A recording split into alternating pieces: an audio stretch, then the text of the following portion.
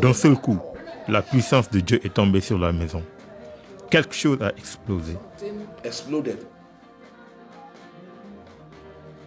Juste après, la puissance de Dieu m'a aussi pris. Pam, pam, pam.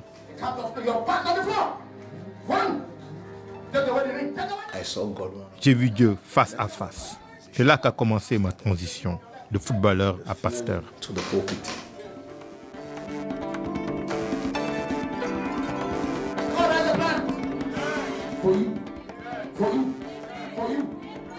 Mon don, c'était d'être footballeur.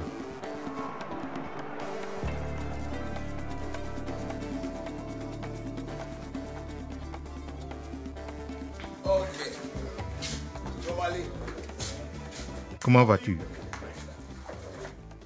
Pourquoi deviendrais-je pasteur après avoir été footballeur?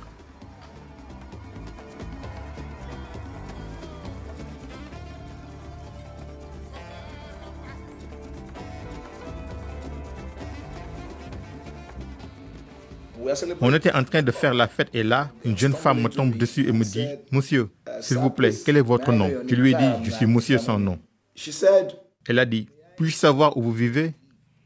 Je lui ai dit « Je vis nulle part. » Elle est partie contrariée.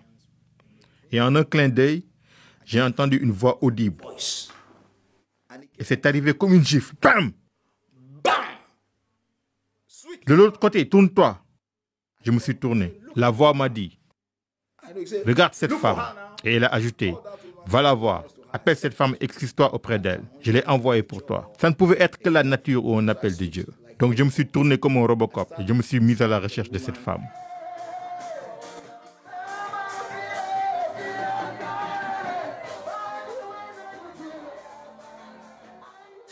Après Atlanta de 1996, Joao Avalanche m'a remis la médaille d'or. Tu étais si jeune. Oui, un jeune homme.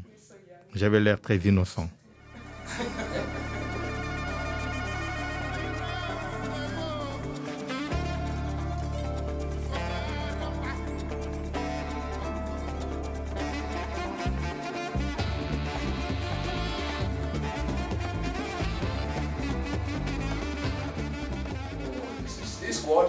Cette équipe, c'était de l'or. Bergomi, oh! Ça rappelle des souvenirs?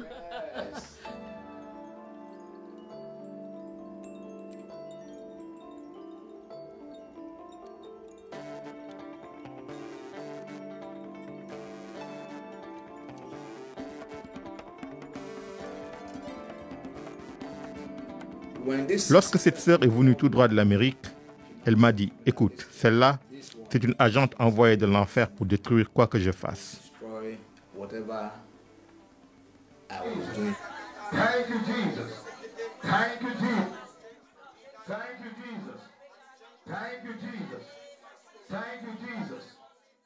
D'un seul coup, la puissance de Dieu est tombée sur la maison. Ensuite, ce que j'ai vu, c'est cette puissance frapper la jeune femme.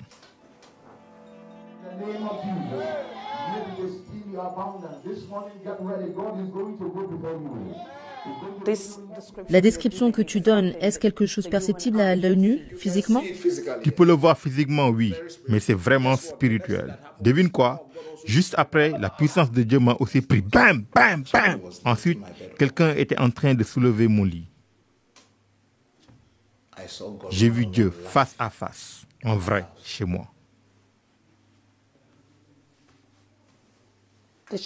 Est-ce qu'elle t'a dit que tu devais devenir pasteur? Oui, elle m'a dit plusieurs prophéties et qu'après cela, Dieu allait m'utiliser. Elle a dit que je serais un don pour ma génération.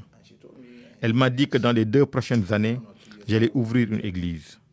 Toutes les prophéties qu'elle m'a faites se sont réalisées.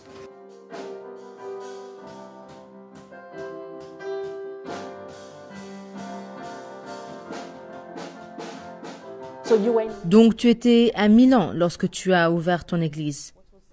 Quelle a été la réaction de tes coéquipiers? Oui, ils pensaient que j'étais fou. Es-tu toujours en contact? Je n'ai pas gardé le contact. Zanetti, qu'a-t-il dit à ton sujet récemment? Que je les avais invités pour mon anniversaire, ils sont venus chez moi et au lieu de leur donner à manger, nous avons prié pendant 4 heures. Mais ça s'est vraiment passé? Faut pas l'écouter, il est fou. J'ai prié avec eux pour qu'ils changent de vie. Ils venaient souvent à l'église, tous. Tes coéquipiers? Oui, Ronaldo est venu, Zanetti.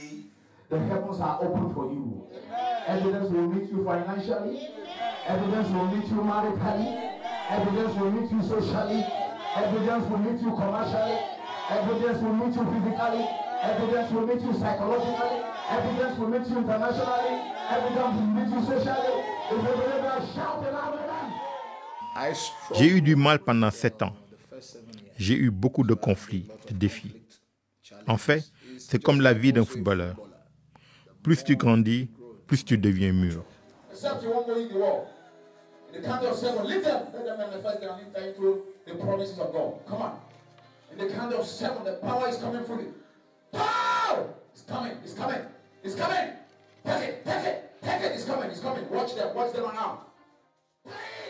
Certaines personnes étaient dans un coma spirituel. Je peux les garder ici pendant des heures pour que Dieu s'occupe d'eux et je gère leurs problèmes. C'est un prophète que Dieu a ordonné. Chaque mot qui sort de sa bouche se réalise. Nous en sommes témoins. J'en suis témoin. Je suis parvenu à me développer sur plusieurs aspects en l'ayant comme mentor, modèle et père. C'est vraiment quelque chose de grand, le meilleur des sentiments. Comment parvenez-vous à séparer le pasteur de l'ancien footballeur? Comment croyez-vous en lui? Dans le monde du football, c'est le meilleur. C'est un grand homme. Tout le monde le veut. Tout le monde a besoin de lui. Et il a apporté cette passion dans le royaume de Dieu pour que ça explose et que ça se propage. J'en ai vu beaucoup. J'ai vu des gens tomber sous ce que tu appelles l'onction. C'est comme ça que ça marche? Oui, c'est comme ça que ça marche. Et ça peut aussi les exposer. Toutes les choses qui ne sont pas bonnes chez eux. Quel genre de choses? Des choses comme parfois le fait de vivre sans faire attention et d'être impliqué dans un certain type de relation qui peut donner accès à des démons.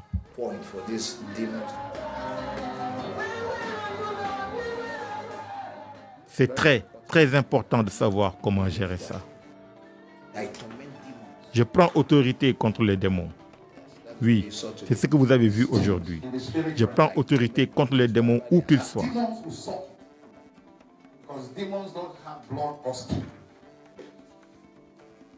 Et après ce reportage sur Taribo West, on va parler avec celui qui a été son premier entraîneur sur le sol européen, l'ex-entraîneur de l'AJOCR, Giroud.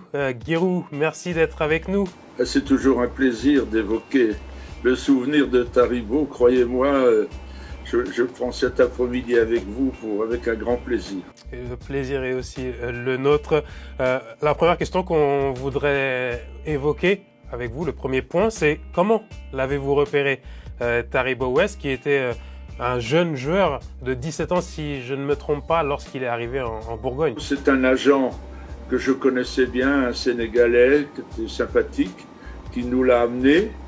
Il avait à peu près son gabarit adulte et je l'ai mis dans l'entraînement.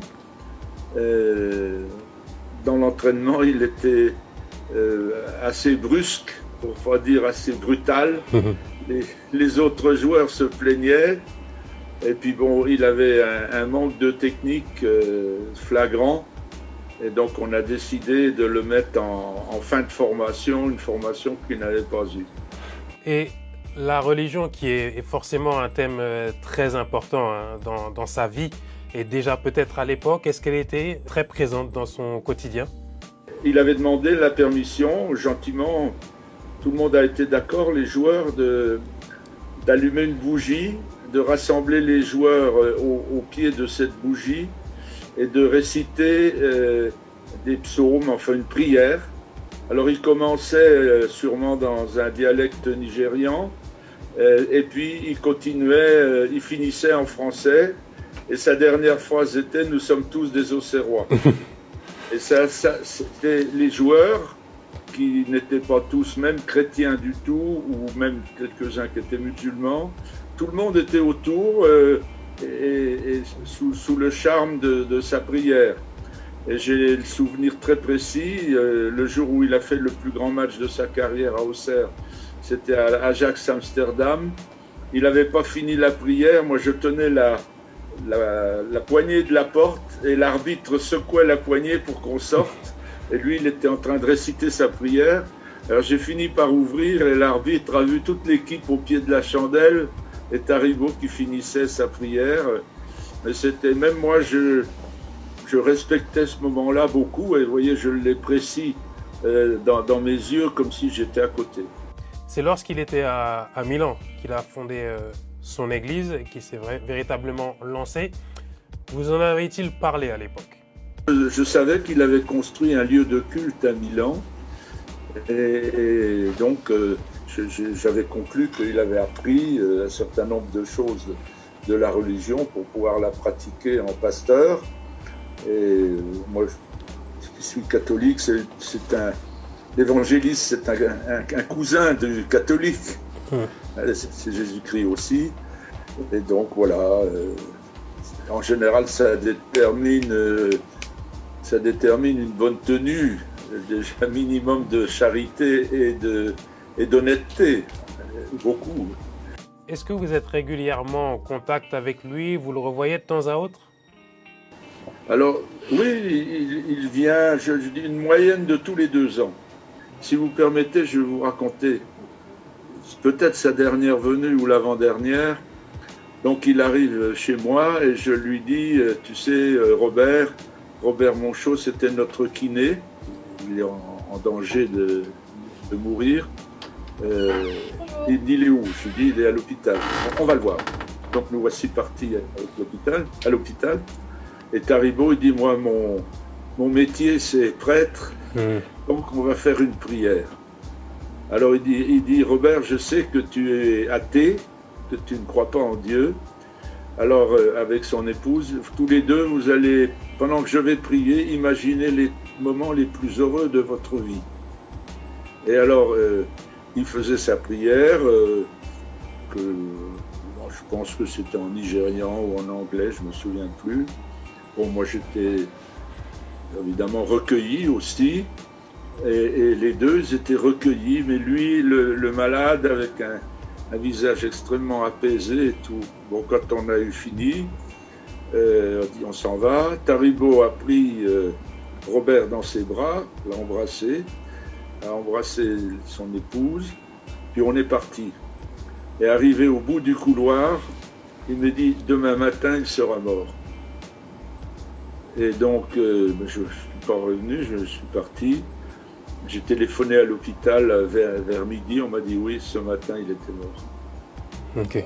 Il avait senti, et ça, je comprends très bien, quelqu'un qui a un affect profond peut sentir la mort. D'ailleurs, vous publiez un livre de confidences sur votre carrière. Vous avez dirigé des dizaines et des dizaines de footballeurs.